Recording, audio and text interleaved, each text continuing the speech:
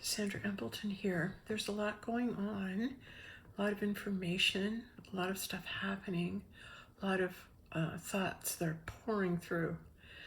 And I will do my best to speak whatever's going on or through me, seeing that I've been made very aware that my videos contain not just me, but holographic images of other beings that are coming through my vessel to be seen.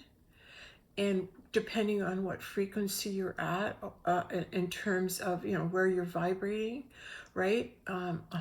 You'll start to be able to see these beings coming through.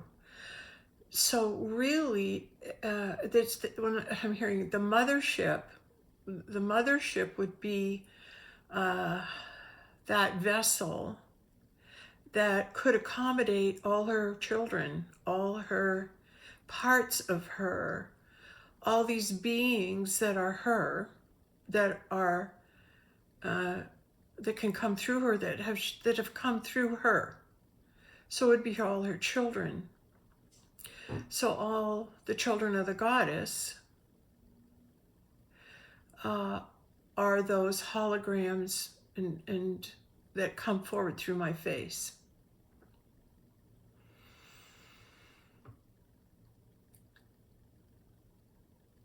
And I can see them if I just look in a mirror. And right now when I'm doing this video, I'm seeing the video camera like a mirror. So when I look in the mirror and I just look off a little bit, all of a sudden I just over to the side a little, and then I'll just watch my face morph. And then the next thing I know, it's like I've got my eyes squinted and there's all these beings coming through my face, like, and they're in and out, they're in and out. Some stay and smile, and then they go and they leave. So the last video that I did, I was sharing that receiving awareness of who it is that we are, say it's Mother Goddess. Now, how are you going to go about and be that? First of all, you have to accept it as a truth for you. Is this really who I am? Is this really what my purpose is? Am I to take on that role? Am I to make that declaration? Because all I am is you, and you are me. But if I can reach a realization point within me that the knowing of that comes through, then that's a truth for me, because it's undisputed. But when a truth comes through, a knowing from God, it's just, oh yeah, I know that, I knew that, yes, okay. I got all your messages all my life. I put all the puzzle pieces together. Okay, yes, I believe you're telling me that's the role I've got. That's what I'm to be doing. It's because who I am. It's because it's who I am, and I am in the realization of understanding who it is that I am. Now, upon hearing this, if there's jealousy or if there's dismissal of this information, because your ego is saying, that can't be possible, or why is she saying she's so great? Like, that's a low dimensional thought field. And when you are thinking those things, you're going to miss the message. You're going to miss the journey and the struggle of moving into a position where you could receive the awareness and then sit back and look at it and then go, oh, well, how do I be that? Like, how do I learn to be that if that's who I am? And that's the process I'm in, discovering who it is I am. And now I have to be that. And when I'm being that, for me, I'm being that for everybody, because you're all me. So when I'm being who I am, when I'm by myself and alone and looking into a camera and saying, I know who you are. I know who you are. I know who you are. You've been told over and over again by God. And to be a gift to the world, to be a voice for God on the planet. It wasn't anything I did. It came into me. And I got this thought this week, and I hadn't received the remembrance of it for a while, but I thought, okay, God, well, if I'm the vessel that you've chosen, I'm just like one of your souls, your creations, like everyone else. How do I know it's God, the creator in me? How do I know that? And the answer would be, I believe I'm a walk-in.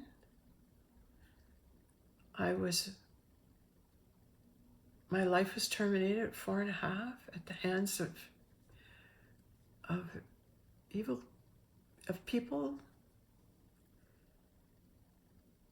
And I believe God entered into my vessel at 4.5 and became this presence. I believe the presence of God came into me at that moment. That part of me left, and the God entered into this vessel. And I know this because it was shown to me this week that the time when I was 4.5 years of age, I received consciousness. And at 4.5 years of age, it was a Sunday morning, and I was in my room, and I woke up and I heard, let's go for a walk. Do you want to go for a walk? And I went, sure, okay. At 4.5, I stood up, got out of bed, looked at my dresser at the side where all my clothes were laid out, and I received at that moment the conscious awareness of how to remember how to dress myself. So at that moment, there was a consciousness that stepped in that wasn't there before. I don't have any memory of learning to get dressed other than, well, yeah, I guess I do. It's a practice thing. But this was my first memory of being conscious in a moment where I was conscious enough to dress myself at 4.5. And then conscious enough to go outside and out onto the street. And it was a Sunday morning, and I'm looking all around the neighborhood, and there's no one up, no cars moving, no people outside, nothing. It was just dead silence. And as a little girl, I said, okay, well, I'm going to go for a walk. And I turned to my left. I said, I'm going to walk down the street as far as I can count the houses where I know people live. So if I know a person lives in this one or this one, I can keep walking. But the moment I come to a house where I don't know who lives there, I'll turn around and go home. Smart girl. Off I go down the street, la, la, la, la, la. And I'm just walking, and I'm going, oh, I know who lives there. I know who lives there. I know who, this is a 4.5-year-old. And I come to the end of where I get to a house, I don't know what it is, and I turn around. And I go, okay, I don't know who lives there. I'm going back home. So I turn around and I start walking back home. And I remember we had ditches where I lived on Mountain Drive. We had ditches, right? Like a ditch, a lawn, and then a ditch, and then the road. So the ditch, it would dry up and get wet in the spring, but then it would dry up. But when you're running in the ditch, right, it was fun. We used to do that. And the grass was matted and brown. So I knew it was springtime. I remembered it was springtime. And I remember having the thought, oh, why didn't I remember to put a coat on? It's chilly. Like I didn't get the thought to do it, but I had the thought then that, hey, I should have done that. And when I came back up on the road, I looked straight ahead of me, and all of a sudden, everything went still. And it's as if somebody had taken a breath and gone, and drawn all the air, all the movement, everything came to a standstill right in front of me. And I stopped and I looked, and it was this feeling of everything coming in on me, and then this warmth whoosh right down behind me, and it felt like these wings had come all the way around me and hugged me, and then a voice whispering into my right ear, you know you're not alone. And in my mind, I remember answering, going, I know. And then I never thought that was strange. I always thought, oh, well, people must talk to angels all the time. And then I realized as I got older, well, they don't. This was a pretty cool thing that happened to you. But this week I was reminded of it.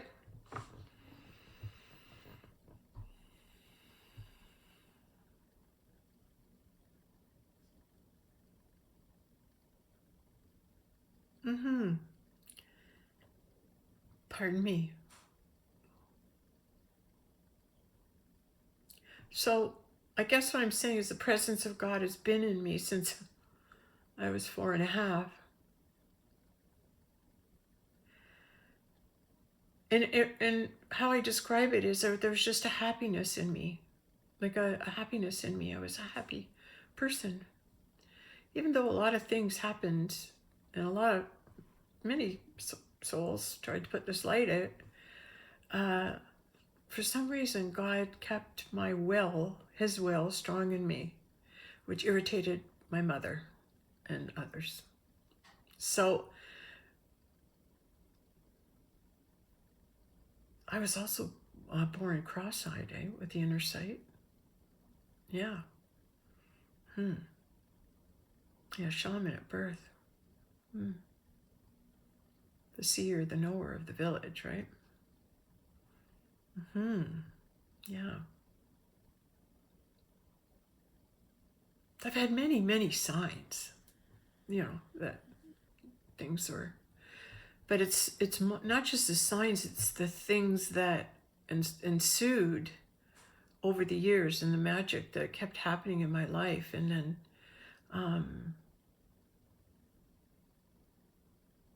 I just wanted to get closer and closer to God. I don't know, I just had a love for God. I loved going to church. I went with my neighbors. They'd take me. My parents wouldn't. And I just wanted to be around it. I heard that there was a man. First time I went to church, Annie Marion took me. I was 4.5. And she took me to Sunday school, and they said, we were all coloring and stuff and stickers. And then she says, oh, did you know there's a man named Jesus and he loves you? And I went, what? What? Like, there's a man whose name is Jesus and he loves me? Yes. I went, wow.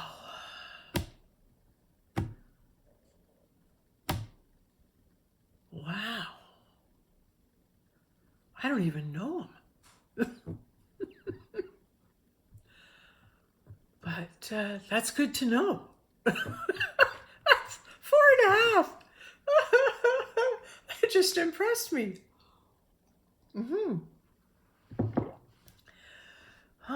But little did I know that it was just one of the little steps in the big puzzle, the little puzzle pieces.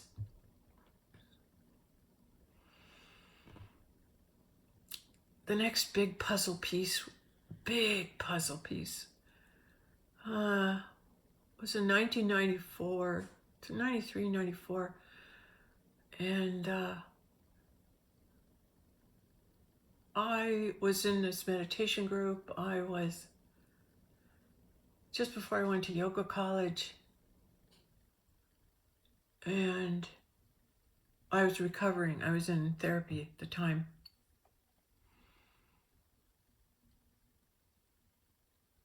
And I started hearing this inner voice, this inner prompting, and it would it'd wake me up at night. And it'd say, come on, go on downstairs and write this down. So I go downstairs and I'd write this down and draw these pictures. Whatever I was told to do, I did it. And I started like scribing, But it was like the more garbage I got out of me, the more light was able to come in and work through me. And that's why you do your emotional healing and let go.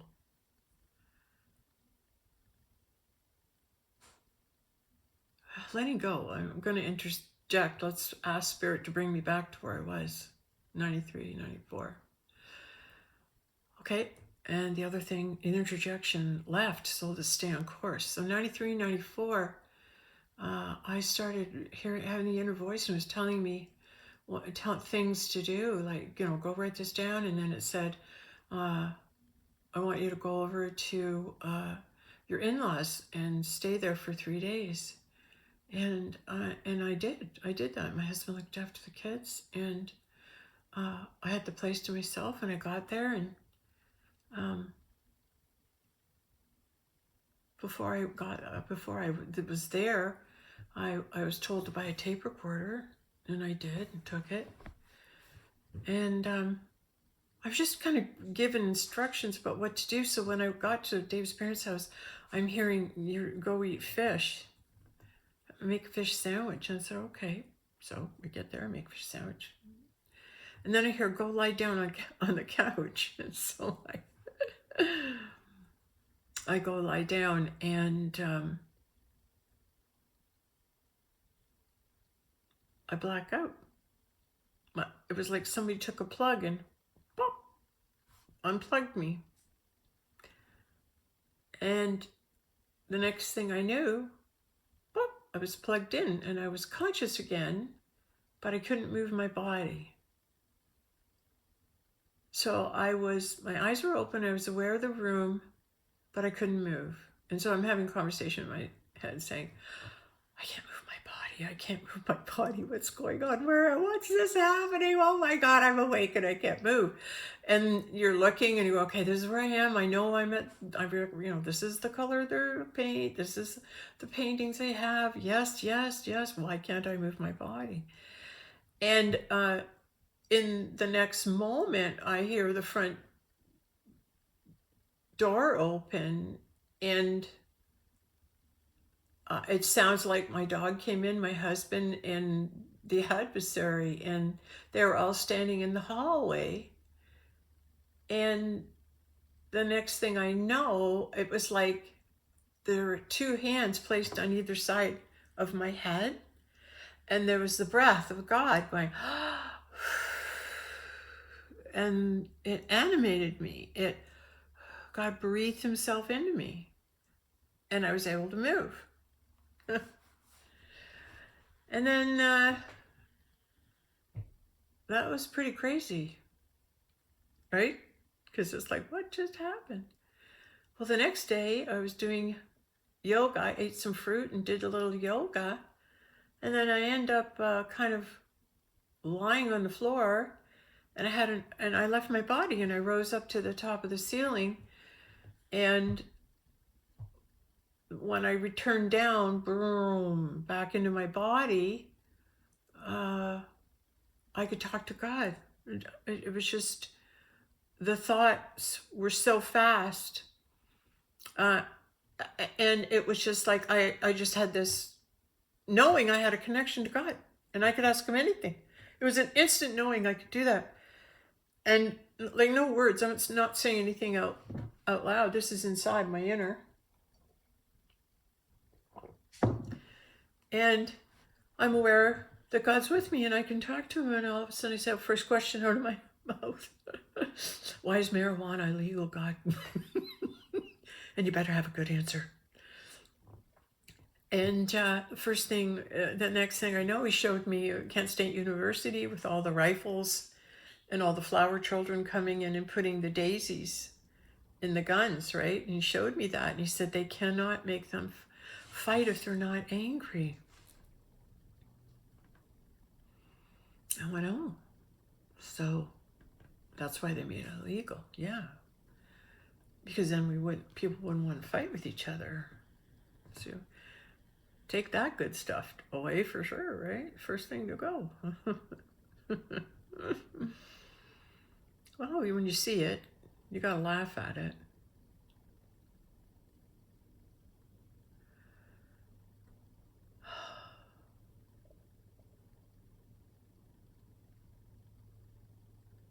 Imagine being in the 60s and just when marijuana smoking was a big deal, and pot and flower children and Woodstock and hippies and laugh-in and vests with fringes and big woolly boots and you know, everything was mod, and hey man, you know, there's a bad scene. Mod Squad watched all the time, right? Like, it was such a great time. It was such a great time, and you could feel the freedom in it. And I was still too young to go to Woodstock, or I was just young when it starts, 14, starting grade 9, and it was 1969. Yeah. Well, I can tell you, it's the energy. It was the energy of promise. You could feel the energy, and having lived in the time of watching the Ed Sullivan Show and look at the audience and see how awake and happy those people are, those people were real. Those people were all from the heart in the moment. That was genuine God presence on the planet. If you ever want to see what it looks like, trusting, happy adults who are like children, who are adults, but they're happy and being loved and cared for, well, pan the audience at the old Ed Sullivan clips, and because you'll see an energy in there that I haven't seen pretty much since the Blue Jays won this week. Boy, were people coming from their heart, eh? Oh, just loved it. The kids running off the field, little kids running on the field after the win for their daddies. Oh my God, my heart was full of happy and joy, and seeing the mummies and all their family. It's just beautiful. It was so beautiful. So real, so from the heart, so nurturing to our soul, what we're crying out for, right?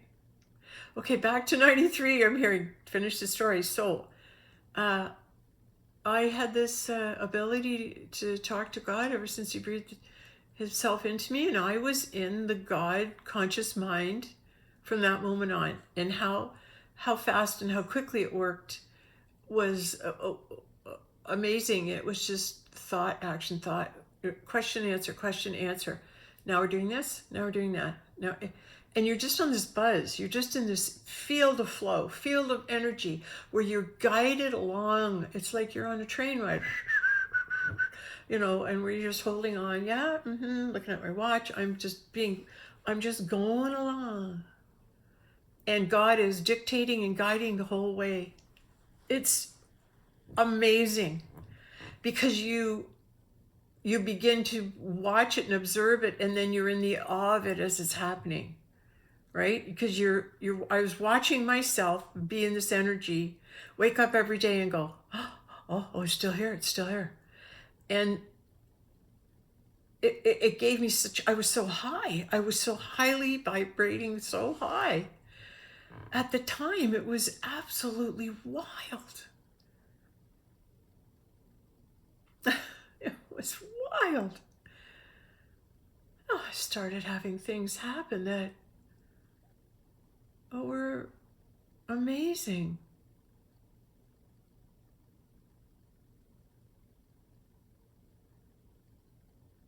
I just knew I could talk to God, and I wanted to tell people, I have this gift. What do I do with it? And I went to people at my church, and they just looked at me like, are you well, Sandra?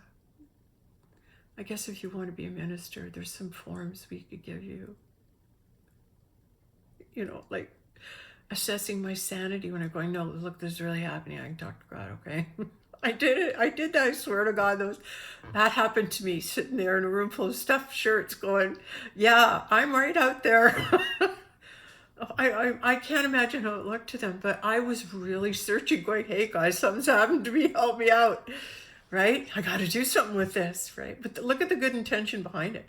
And then I went home to my husband and said, look, my husband and 3 small kids, look, I just had this experience at your parents, and I can talk to God. So this is a big asset, and I'm going to have to share this gift and help people, so I got to go.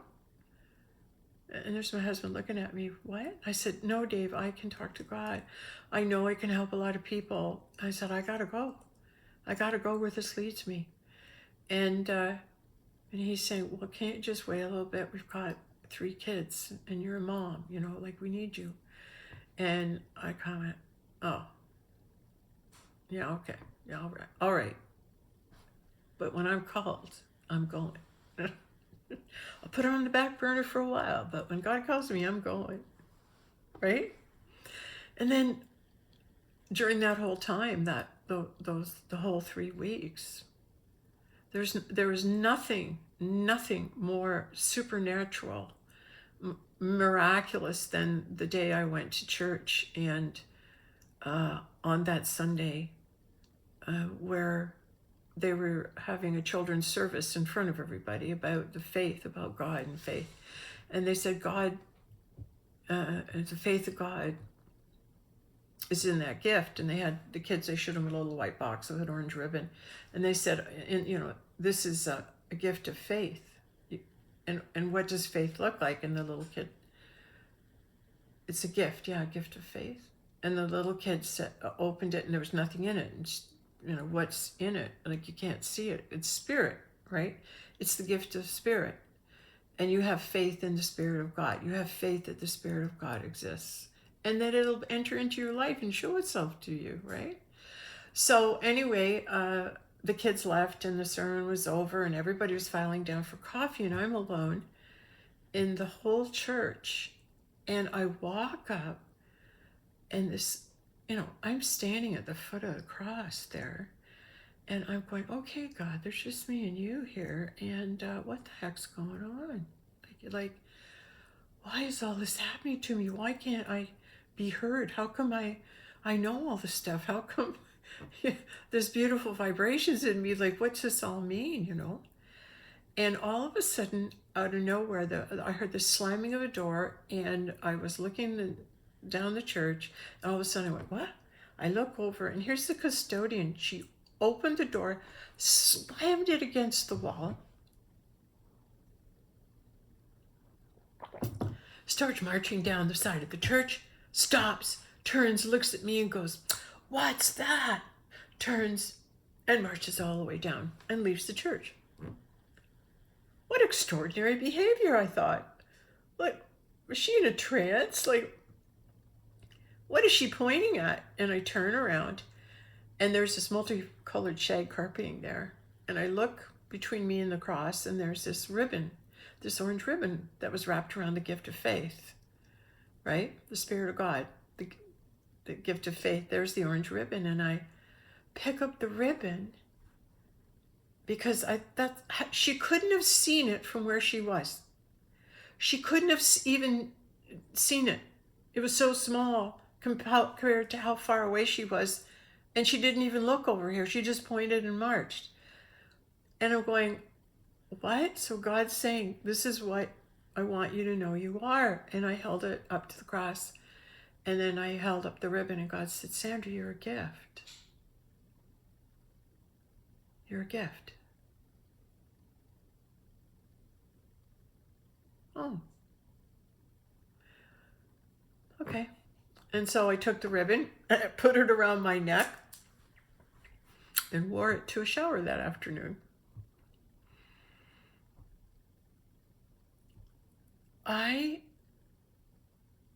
For a long time, I have wondered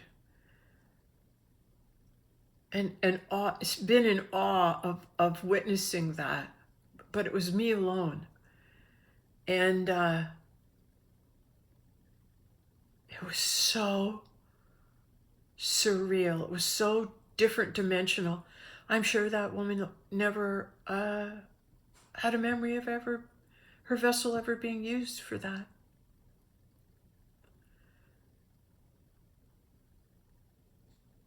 But that was a big deal.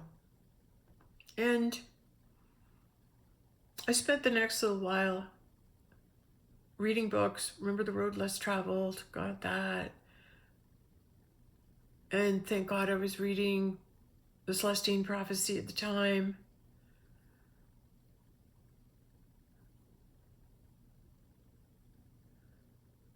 And thank God for that. It helped me understand that these things were coming to me with a message. So here I am in this energy, and I'm doing yoga one afternoon, and the doorbell rings, and I go to the front door, and there's two ladies canvassing for diabetes contributions. And the voice which is guiding me was looking at them, and at the time we had $0, so we were sucking air. And I knew I couldn't give a contribution, but it didn't stop me from talking to them. So I go out on the front step and I go, hey, you guys are out doing this, kudos for you to believe in something and give your time and your effort to it and go to door. And I said, it's really kind of you to do that. And the next thing I knew, the button that the one lady had on her lapel that I wasn't even consciously aware it existed, all of a sudden the button was there and it said the official hope of the world. And I went, oh, because I knew that was my message. Because whenever someone comes to you, they bring you a message. We forget this. I have to remind myself this right now. Whenever God brings somebody to you in your presence, it's God bringing you a message. So be aware that whoever's coming at you, stop and have the awareness, hey, this is God coming at me with a message. What is it? Right? When you have that awareness, right, that it's God coming at you with a message, it makes you pause, right? And you go, oh, and that message sticks with you.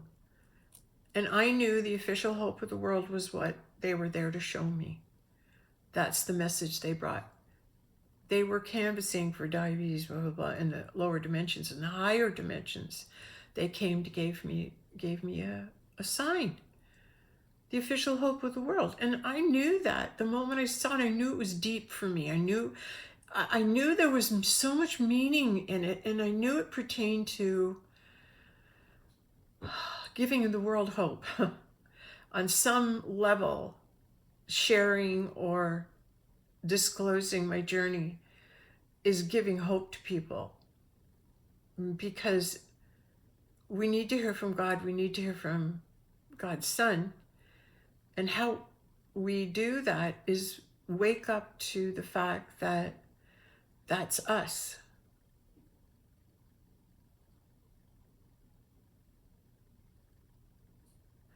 And all I can do is think about, you got your kingdom in between your thoughts, or your kingdom. I've got mine. If I've said, okay, this little kingdom is escalated up to the point where we're in recognition of being the Holy Grail, of being the God mirror, of being the Divine Mother. We are at this vibrational frequency of awakening to figure this puzzle out, to get us all. Because if the mother can ascend into the awakening and the knowing, she'll take her kids with her. Right? Wouldn't she do that?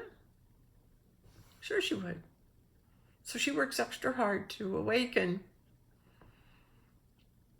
extra hard to come forward and say whatever's coming through her, and allowing it to be okay, and not sit in judgment of herself.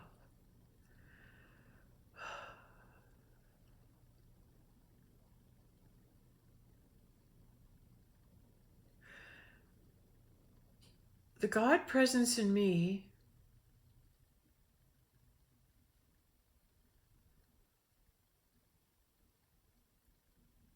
has strived to awaken, to be the light everywhere I go, and always shine your light on whoever you meet, and always see the highest and best good in them. Start there. But now the conversations are easier, and when you're out there and there's a light being, they're quicker and faster and more immediate, and more light beings are just out and out. I love you. They're talking to each other for 2 minutes. I love you. You know that. Yeah. Love you too. Like we're already bonded. We're already a community of brothers and sisters. We already know one another. And we know that by our frequency, right? Okay, so that time lasted for 3 weeks until I felt very lonely and asked God, could I be like everybody else again? And when I went next door, a neighbor had a problem with her marriage. I was talking to her. I knew I could talk to God. I said, can I offer to give you, can I offer help? And she said, she angrily turned to me and said, why? Who do you think you are? You're not Jesus Christ. And all of a sudden, my energy went like an airplane, onto the pavement. And it left me, and I walked home. And I believe that's when I laid down and couldn't move and had to go in an ambulance to the hospital because my body wouldn't move. It was frozen. And then halfway down, uh, I was able to move my body again. And of course, they're all looking at me. Are you under a lot of stress, Mrs. Evelyn, or anxiety? No. Just going through a real spiritual, dimensional up and down here, right? It's so much. It's so cool that we're getting the language now to describe what happened to me, because this language wasn't revealed, wasn't available. So trying to describe the experience that I had, it's only now that science and the spiritual world are able to put into words what I went through. And that's going to make it easier for me to and be understood, right? Pardon me, yes.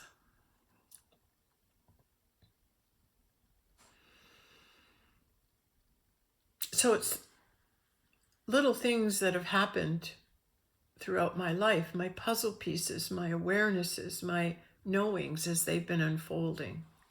It's gathering them all up, putting them in a basket and saying, okay, what do we got here? And you put all the pieces on the table and you go, wow, this is really looking a lot like, you're like you're into a Christ, you're a Christed being. Well, at the time, I didn't even know what that meant. It's the awakening to who you are, but what if there's no words or rights? But now we've got the words to who it is we are and what we've gone through to be here, right?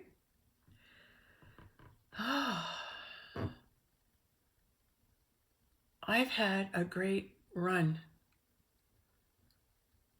If I could do anything again, it's always I'd like to attend all the rock concerts I missed because I was too young in the 60s.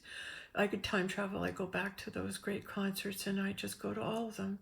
And I'd meet John Lennon and be in New York on All We Are Saying, Give Peace a Chance. I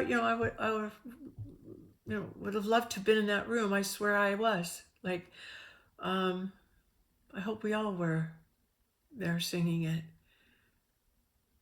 At the time when you said give peace a chance, I think it was global peace, peace from war. And I think that was the surface peace, but to really know true peace, that's what we've got to give a chance to. Is knowing how to feel peaceful inside yourself, how to feel peaceful. What does peace feel like?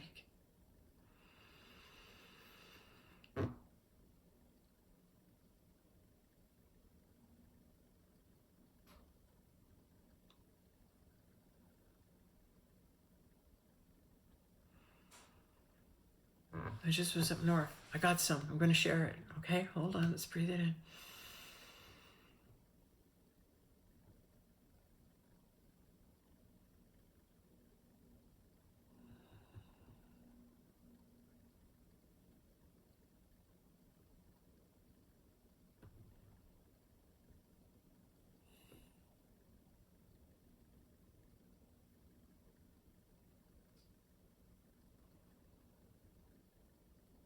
And there's great silence up north, deep silence. Being able to sit in the dark, just about the dark, and listen and be able to sit in a place where there's no noise, only stillness. And you can go so deep into the stillness, you can hear it. It's like, keep hearing the stillness, keep going in there, keep hearing the stillness. What are you hearing? What are you hearing?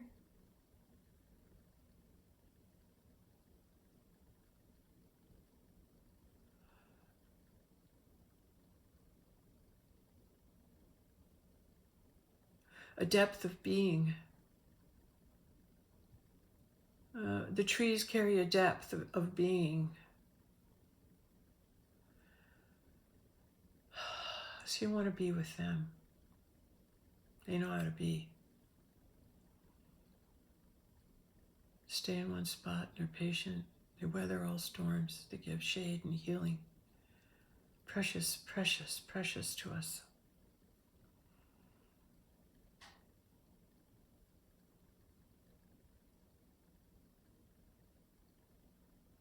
There are no more hurting of trees.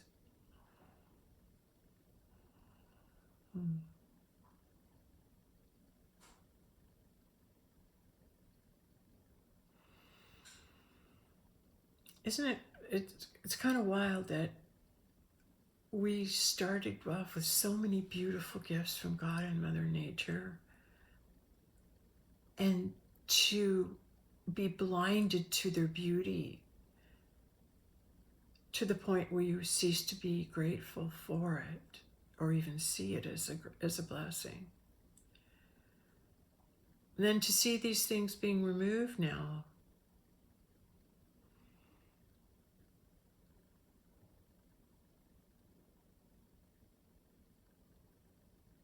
That's why the last video was, let's send some love to God.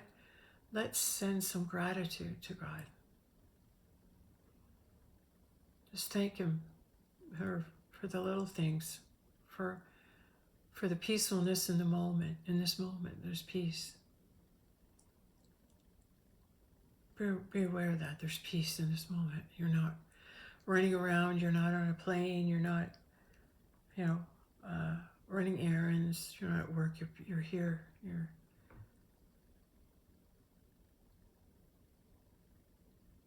in the peace. Feel into it.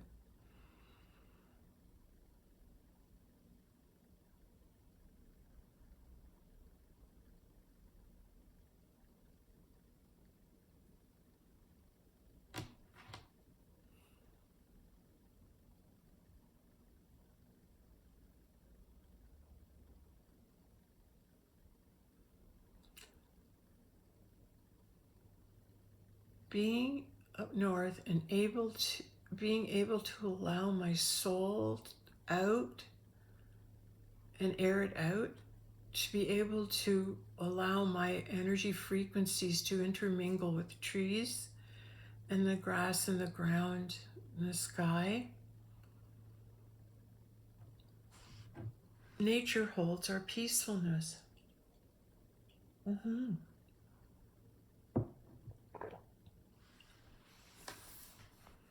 It's our precious connection. May we all receive the awareness and knowing of it now, because that'll move us into protecting her. Oh, this is great. I don't want anybody taking this away from me. This is a good thing, being connected to Mother Earth. Yeah, it is. It's a good thing. Yeah.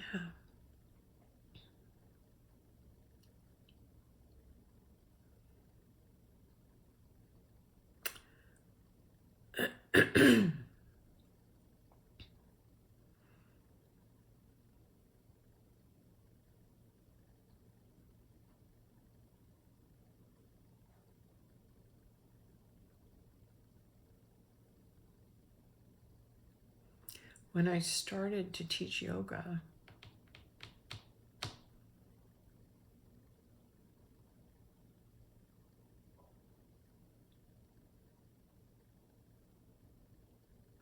I started to get the gift of knowing who people were in past lives, and specifically people who walked the earth at the time of Christ started to come towards me in one way or one capacity or another. They were either students or friends or people coming forward, but I started to receive gifts.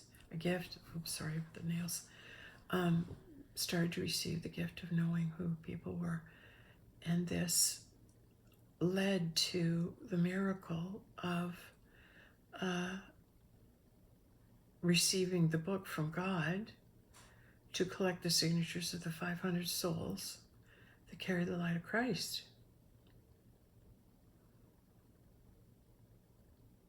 God started telling me about that as early as 2003, 4, in there. And it started manifesting then in 2005, 6. It manifests in 2006. This book came to me where it began to call to me. The book began to call to it those beings that carry the light of God. And I kept this book with me. And lo and behold, people would come to me, come right to my house. I'd find them. I'd meet them. I'd know they were carrying the light. And I had that book with me and they signed it. And I had to get 500 signatures. And it wasn't like I could stand on the corner street in Toronto and just get the first 500 people who would stop and sign the book for me to sign it. And then I would be done. No, it had to be the lights that were meant to sign that book. So I went on like a 16-year journey of finding those people and having God bring them to me so they could sign this book, this sacred book.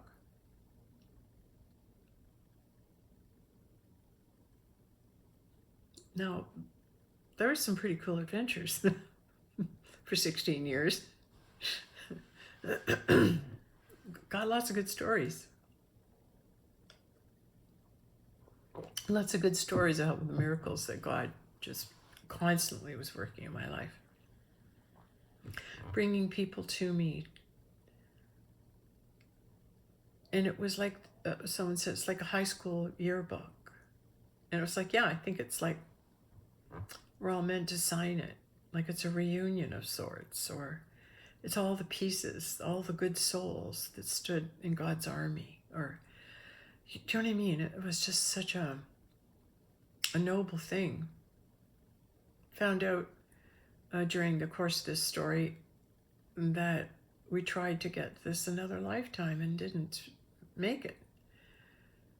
And so this book was resurfacing to try it again, to find these souls that walked the earth at the time of Christ.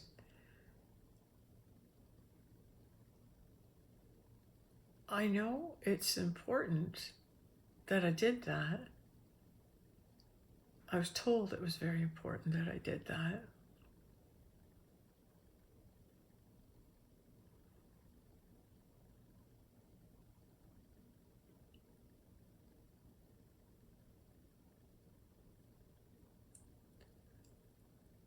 It saved humanity. Yes.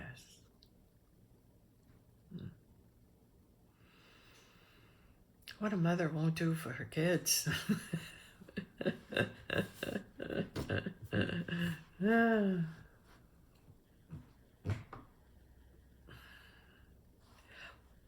I never looked at it like that. I just looked at it like I'd wake up and I go, okay, God, where do you need me to go today? What do you need me to see? Do you need me to take the book with you?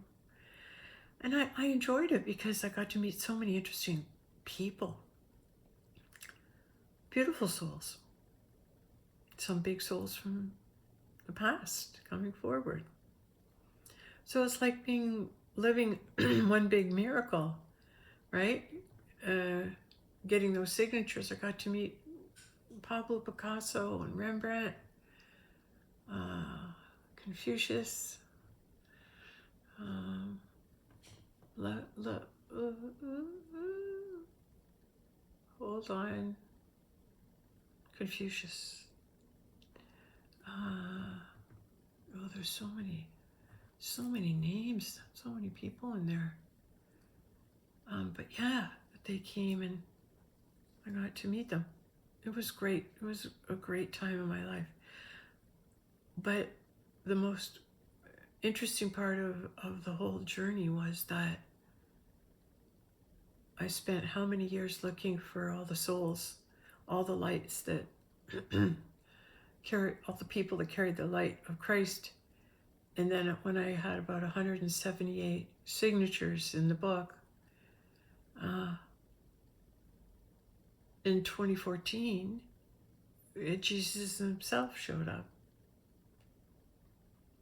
And I got to meet this doctor of metaphysics who holographically projected Jesus Christ coming out of his face and said, I'm in here, and went back in him, which I couldn't dismiss because I saw it.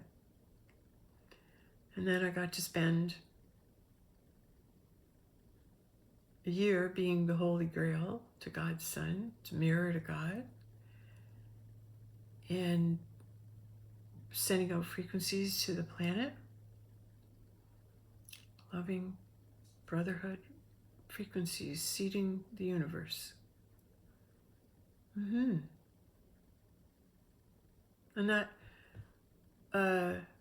meeting led to the writing of the book, Mr. and Mrs. Jesus. And that's the story of that meeting, of when I met Jesus. And he's a galactic being. He's a starman. Yes, he is. So it's a cool book.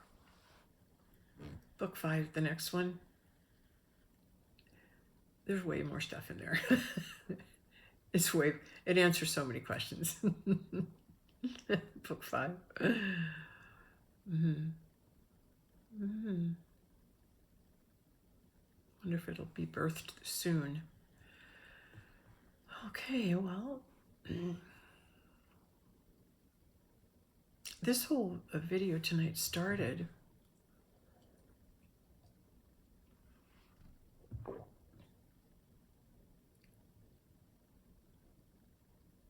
with me wanting to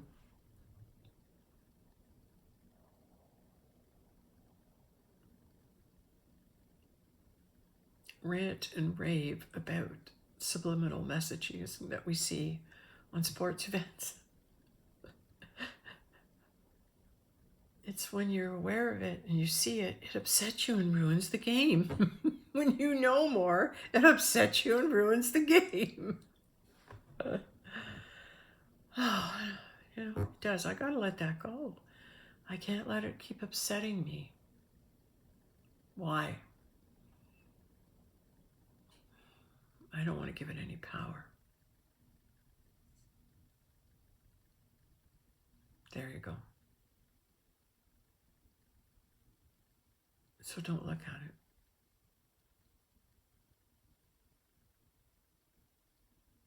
Yeah, that's what I find myself doing.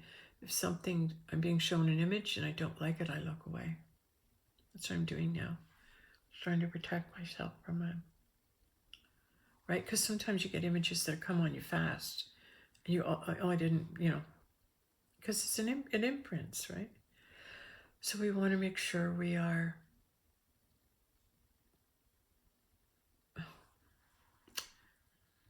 watching our fields.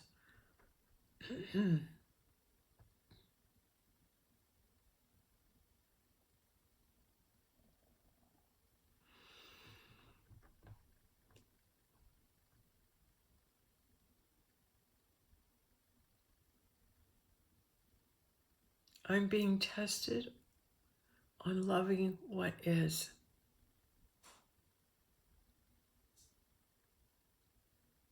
Because when I make a judgment about what is going on with everything around me, everyone around me, when I make all those judgments about what's going on there,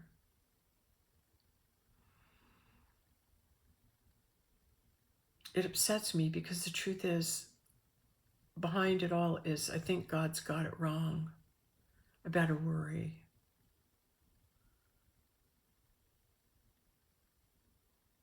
Well, you'd only worry if it was in your hands, because you might screw up.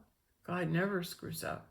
So always surrendering to the will of God. And then you're protected and safe, because God loves her children. God loves her children. She does. Look at that, beautiful. Oh.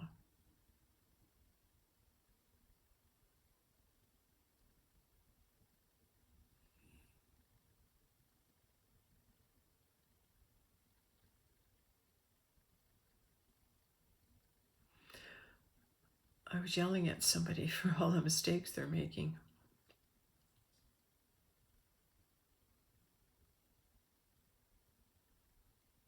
Or all the things that I've kept in, that I've harbored, that I haven't really, that I keep bringing up. I keep regrets or angers that I had.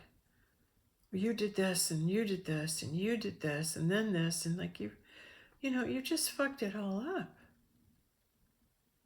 Why am I there then? To be the martyr? To go along with it? What is it that I'm meant to learn? It's the argument, thinking it could be different. And so it's loving what is. You let go of everything that shows itself that would anger or upset you. And look right through to the love of it. Look right through to the love of what's going on and saying, I know that's you in there, God,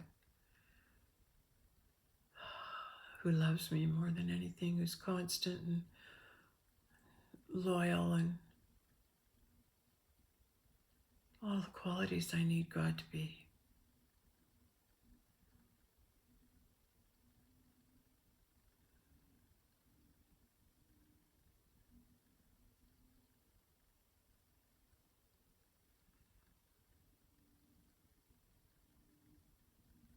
How can anybody be so good and feel so wrong?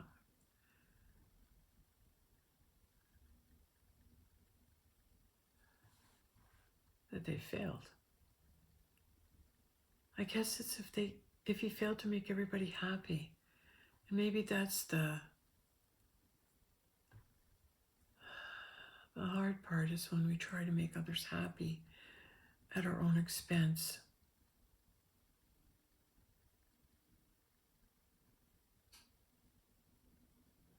You gotta look after yourself and make sure you're happy too. That's a big lesson to learn that, eh?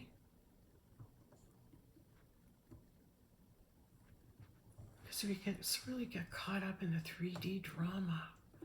Man, oh man, I get caught up in it all the time. Oh, now this is happening, and that's that. Oh, there's another drama.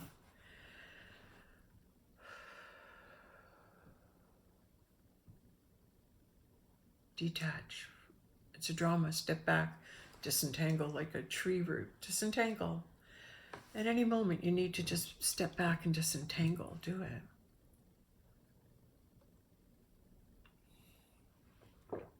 Because once you do, you're back in your observer going, what am I creating here? What's going on now?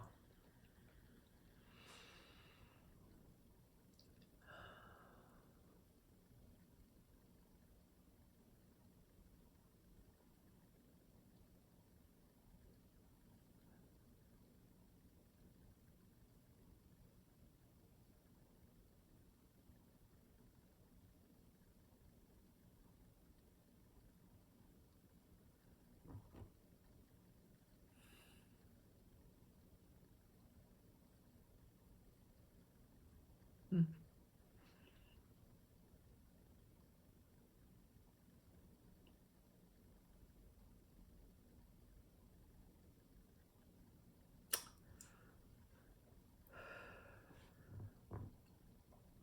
I did not have any idea what I'd be talking about tonight. And I just knew I had to get on and just start talking. It's like you're told. It's like there's a buildup in you. It's like I've got angst. Why? And it's like, just turn on the camera and start talking. But I don't know what's, nothing's happening. Why would I talk? Sit down and start talking.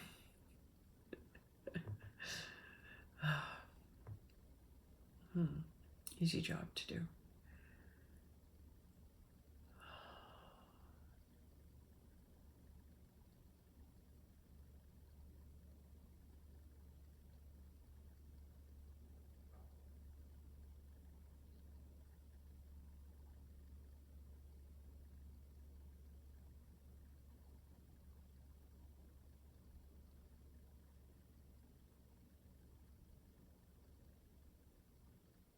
I am seeing myself and hearing I am broadcasting from Meaford, from my new home. And I'm seeing sparkles and lights all over me. And I'm seeing my form change. I see my youthful appearance.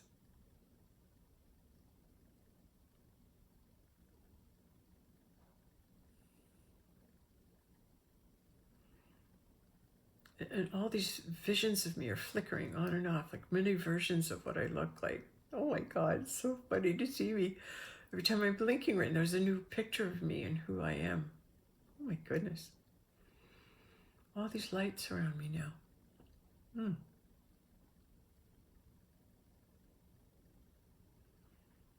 Okay. That was a little trippy, I admit. Well, I guess I just want to keep reiterating that everything and everyone that we are is inside of us and comes forward.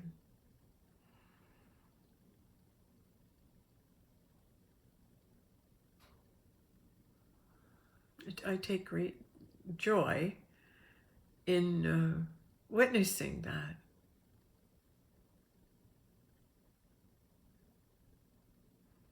So maybe I can just share my joy with you for a minute. So my inner self goes, oh my God, this is so cool. This is so cool that this is happening for me. And I can see this. And I'm going, oh my God, it's so great. Because you just never know what you're going to see or what's going to come through or what the face is going to happen, right? And you're in awe when it's happening to you. And you're going,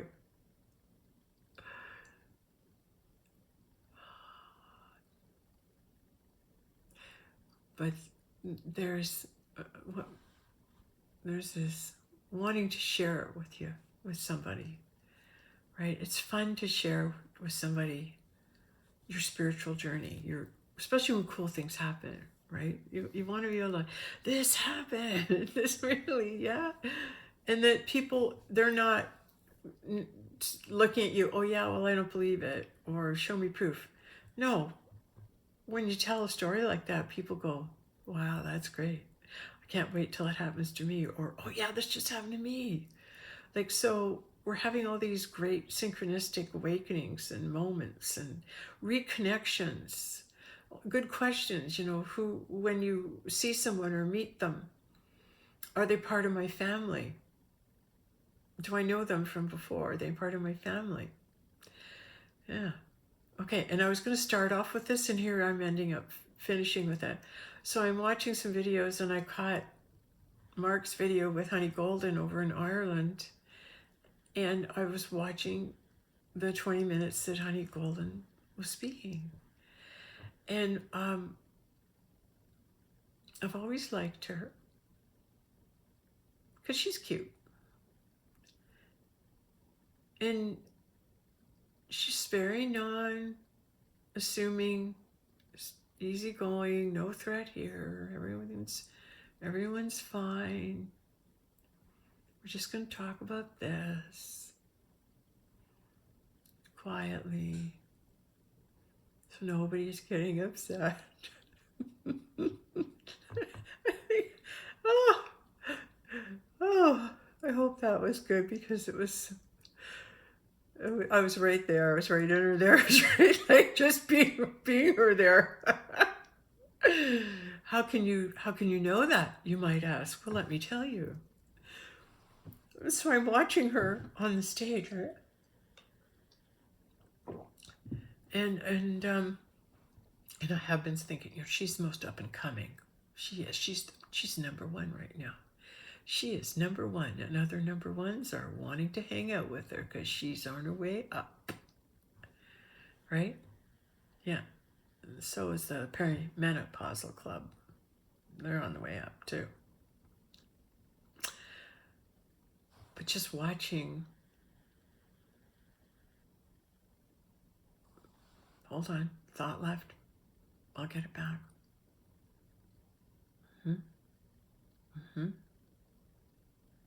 Okay, I'm still at perimenopausal. What was before that? Oh, come on now. Oh, it was really good. Obviously, it was taken.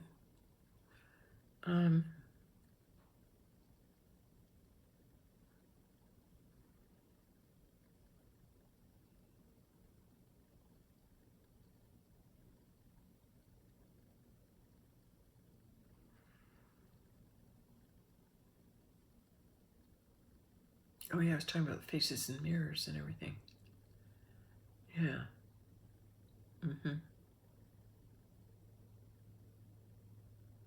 That's just going to be so important moving forward. Yeah.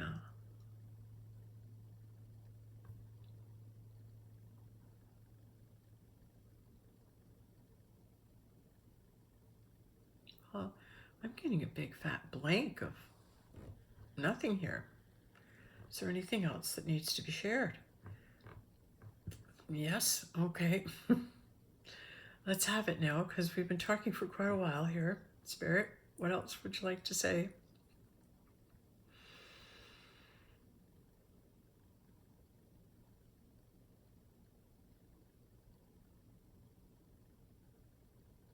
Oh, I love speaking with Spirit, and I love being this vessel, because I watch myself do it, and what comes through is just as much fun for me to hear as you, I hope.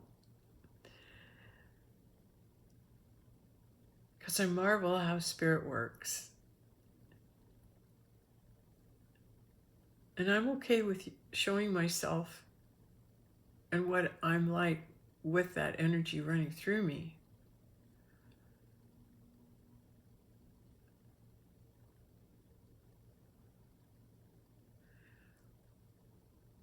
I do it because I'm emitting frequencies throughout my videos.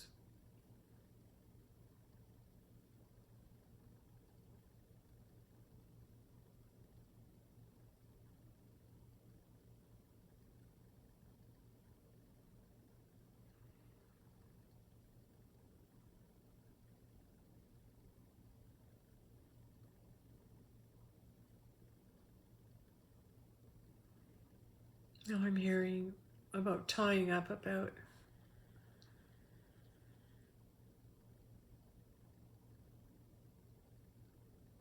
why was it that I needed to feel or let go of hurts I've been carrying.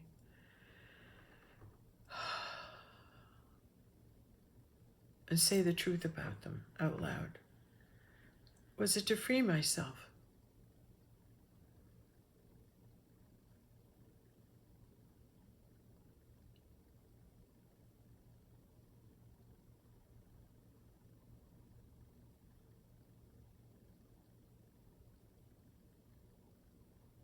Forgiveness comes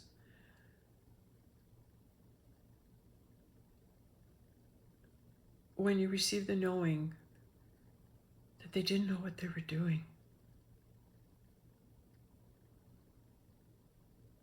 They had no idea what they were doing. When they treated you that way, when they talked about you that way, when they did this to you, when they said that, they had no idea what they were doing and to whom they were doing it to. So they acted unconsciously in the lower animal dimensions. But in the heavenly dimensions, the higher realms, you're aware of that and you have compassion. They just didn't know yet. They just didn't have the awareness of it. If they did, they would have. But they didn't have the awareness. How can you act without awareness? If you don't have the awareness of something, you can't change it. You can't know it. So it wasn't their fault. They just didn't know it. You have to forgive them for that. No amount of talking them into it or waiting till they confess they're wrong or seek forgiveness from you. They won't, because they don't know it. They don't get the thought. They don't get the thought that they contributed to, that they're just as much to blame. Right? That to stand up and take responsibility for your end and what you did, that's a grown-up. Yeah.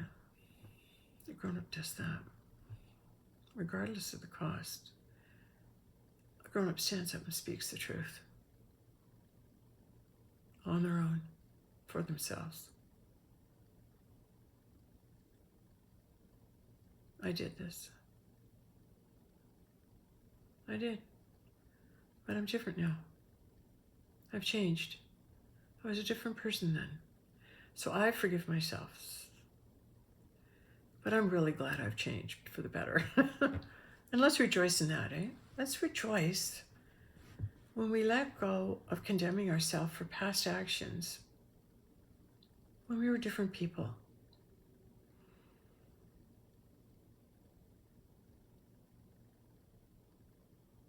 Yeah. In the first offering I ever came out with, the Roman soldier, I think I made a list of who I thought the 12 disciples were at the time when I wrote this in 2003, 2001 to 3, around that. And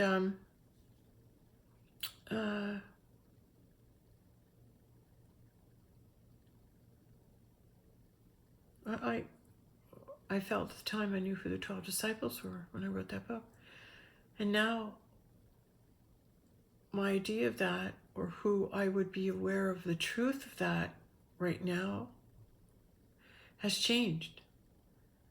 So it wouldn't be the same people in this higher dimension that it was in the lower dimensions.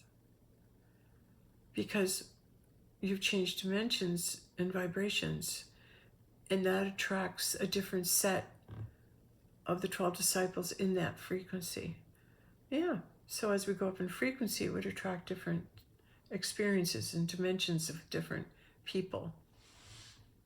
Well, that's pretty cool. That came through.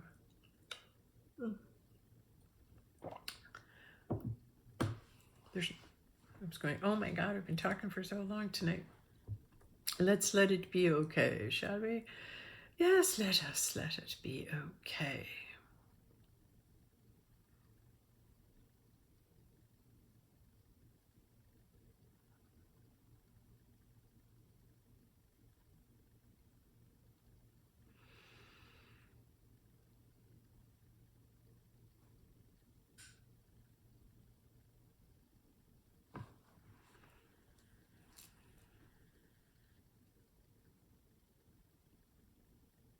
There's behavioral patterns I'm seeing from people.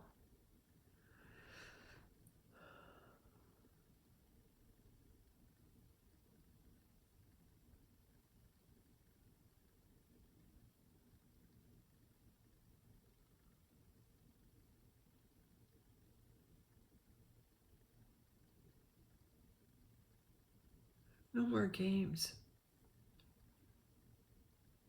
No, stop playing games. Yeah. Mm-hmm. Speak truth. Okay, I'm glad we made the video.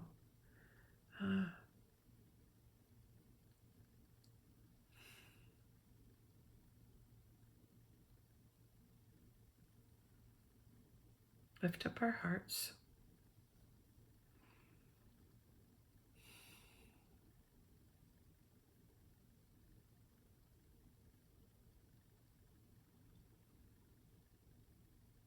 The frequencies will lift us all, and we'll be carried by the love of God. You'll feel this energy I spoke of earlier in the video. You'll feel it too. You'll know what it's like to be in the God mind. Yeah. What a blast. For all that high. It'll just be, talking without words. Just in your mind, it'll just be great. It'll be so much fun. It'll be so much fun. So much fun all these new adventures we'll have.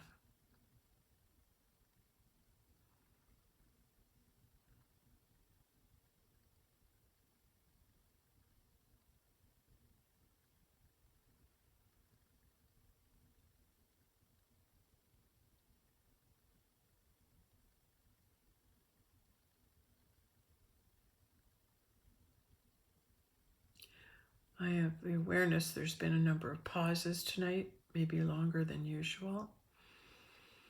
Oh, I know why I couldn't get off. I forgot about the Honey Golden story. Okay, so as I'm watching Honey Golden on the stage, I'm thinking all these thoughts about her, and I'm going, she's really good. She articulates well, and she's expressing herself well, and is really explaining things easily for people to get it. And I'm thinking this, and then I'm hearing, well, she's you, eh, Sandra? And I'm going, I know I'm all things, right? No. And then I'm hearing, she's your daughter. She's Mary Magdalene's daughter. That's who she is. That's your daughter. She even looks like you. Go back in some of my past videos. She even looks like me.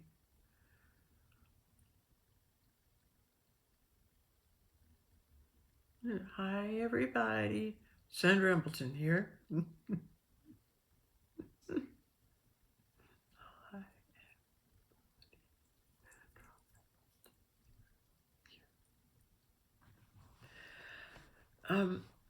So anyway, I received the awareness that, oh yeah, she's your daughter. And instantly, pride flushed through me. Instantly, I went,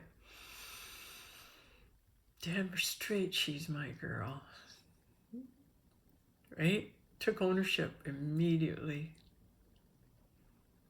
Because I recognized that Sandra innocence in there, that the childlike expression, and a defiance and a boldness that when everybody else is, don't do it, or don't say anything, she's the one that'll go, no, well, I'll just say it and get over it. She'll step forward. She's fearless.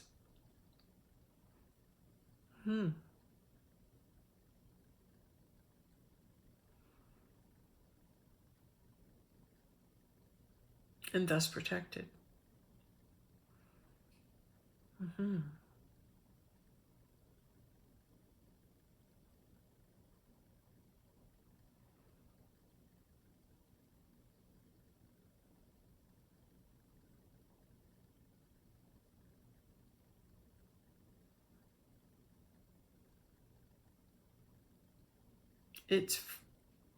I felt there's been other beings that have come that I thought might be Mary Magdalene's kids, mine kids with Christ, with John the Baptist with Christ.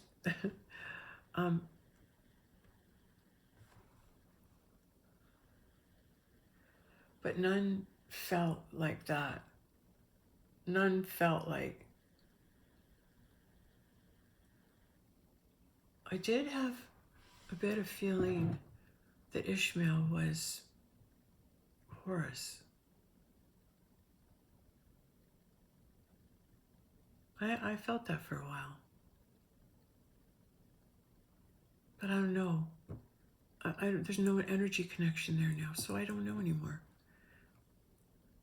Right? Okay, maybe I'll end the video with the sound off. I'm doing my best to communicate with other spiritual beings and talk with them and be friends with them. Not for political or further selfish gain. Just to make like a spiritual friends club. Because sometimes it's lonely.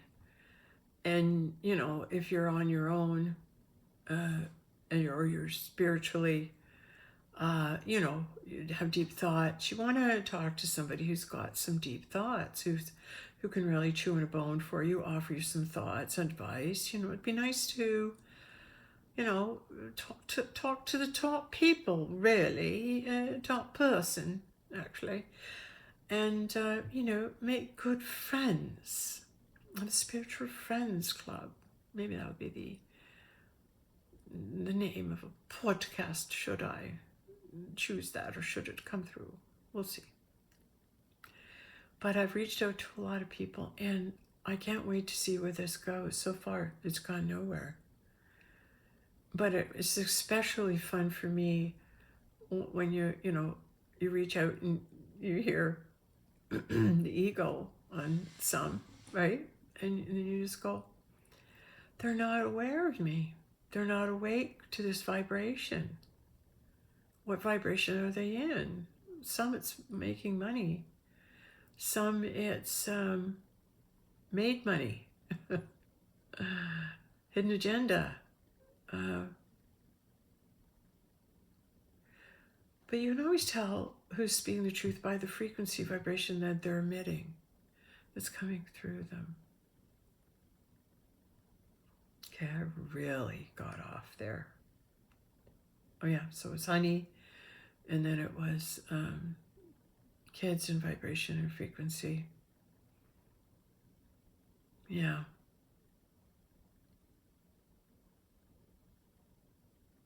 But I really believe that this will manifest, right? The spiritual, you know, friends. Yeah, so I'm putting all the invites out and sitting here going, so I'm going, what, should I do my own podcast now as well as my videos? Yeah. So that I'm part of the club. And my higher self, you're never part of the club, Sandra, you rebel, you. That's right, I'm always out there searching, right?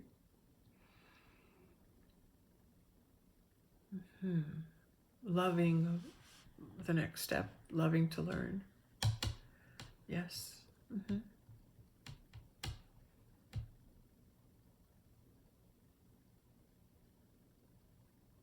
Okay, I guess there's nothing more to say.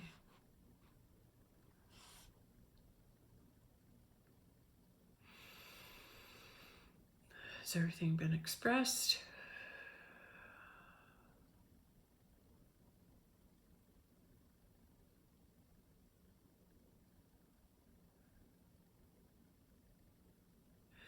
It's like, no, I really haven't heard anything about 3-Eye Atlas, except that Christ is on it and he's coming for us. So that's all I've heard so far. No big deal. Nothing to see here. Nothing to see here. All right. Thanks.